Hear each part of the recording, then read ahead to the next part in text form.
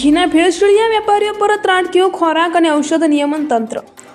બનાસકાંઠા જિલ્લાના ચંડીસરમાં આવેલ મેશ્રી સેલ્સ ખાતેથી ઘીના કુલ 2 નમૂના તંત્રના દરોડામાં લઈ ચકાસણી અર્થે લેબોરેટરીમાં મોકલવામાં આવ્યા। બાકીનો આશરે 5.5 ટન જેટલો જથ્થો કે જેની કિંમત આશરે ₹35 લાખથી વધુ થાય છે તે જાહેર જનતાની સલામતી માટે જપ્ત કરાયો।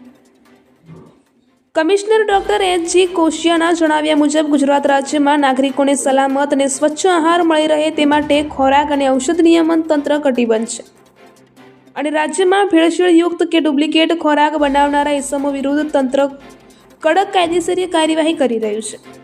વધુમાં કમિશનર ડોક્ટર એચ.જી. કોશિયાએ જણાવ્યું હતું કે ગત ઓગસ્ટ માસ દરમિયાન રાજ્યમાં અલગ અલગ 10 જગ્યાએ રેડ કરી 28 નમૂના લેવામાં આવ્યા હતા।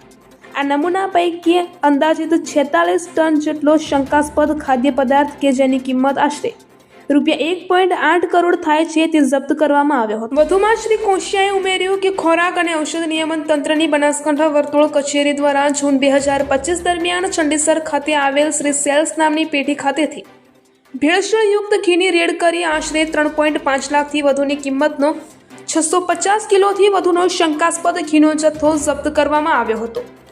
જેના અનુસંધાને ખોરાક અને ઔષધ નિયમન તંત્ર મુખ્ય મથક દ્વારા ઉક્ત વેપારી પર ચાંપતી નજર રાખવામાં આવતા આજ વેપારી દ્વારા ઘી બનાવી લાયસન્સ વગર ચંડીસર જીઆઈડીસી એરિયાના ફ્લેટ નંબર 101માં આવેલ ખાનગી જગ્યાના ગોડાઉન પર તારીખ 5 સપ્ટેમ્બર 2025ના રોજ વહેલી સવારે આકસ્મિક રેડ કરવામાં આવી હતી। ખોરાક અને ઔષધ નિયમન તંત્ર દ્વારા સ્થળ પર જવાબદાર શ્રી ભાવેશ અશોકભાઈ ચોખાવાલાને સંપર્ક કરાતા તેઓ પોતે ઉક્ત સ્થળ પર હાજર થયા હતા। ત્યારબાદ તંત્રના અધિકારીઓએ ગોડાઉનની તપાસ કરતા ઘુમર બ્રાન્ડ ઘીના 15 કિલોના 124 ટીન અને લેબલ વગરના ઘીના 15 કિલો પેક ટીનનો 232 નંગનો શંકાસ્પદ જથ્થો હાજર સ્થિતિમાં જોવા મળ્યો હતો। જેમાં ભેળસેળની પ્રબળ શંકાના આધારે ઘીના કુલ 2 નમૂનાઓ ચકાસણી અર્થે લઈ બાકીનો આશરે 5.5 ટનનો જથ્થો સીઝ કર્યો જેની અંદાજિત કિંમત ₹35 લાખ કરતાં વધારે થાય છે। ત્યારબાદ ઉત્પાદક પેઢી શ્રી સેલ્સની તપાસ કર્યા ત્યાં ઘી કે અન્ય કોઈ રો મટીરિયલનો કોઈ જથ્થો માલુમ ન પડેલ હતો।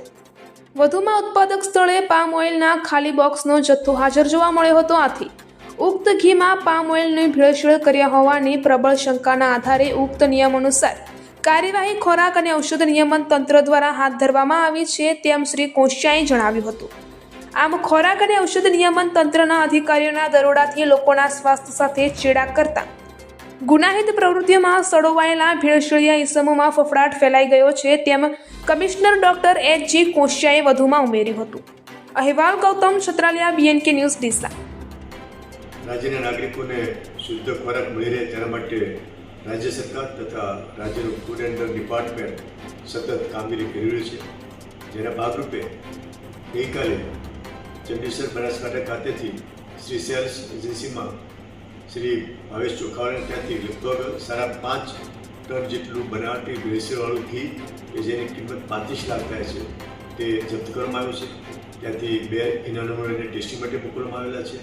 આ જ વ્યક્તિ ગયા મહિનામાં શ્રાવણ માસમાં એની જે ફેક્ટરી છે જ્યાં ફૂડનું લાયસન્સ છે ત્યાં અમારી ટીમે દરોડો પાડ્યો હતો ત્યારે ત્યાં પામ ઓઇલના ખાલી ડબ્બા તથા લગભગ 700 કિલોગ્રામ જેટલું 3.5 લાખનું ભેળસેળિયું ઘી મળ્યું હતું અને આ વ્યક્તિની મોડસ ઓપરેન્ડી આ ફેક્ટરીમાં ઘી બનાવીને અજ્ઞાત સ્થળે કોઈ લાયસન્સ ન હોય એવી જગ્યાએ ગોડાઉનમાં માલ શિફ્ટ કરતા હતા।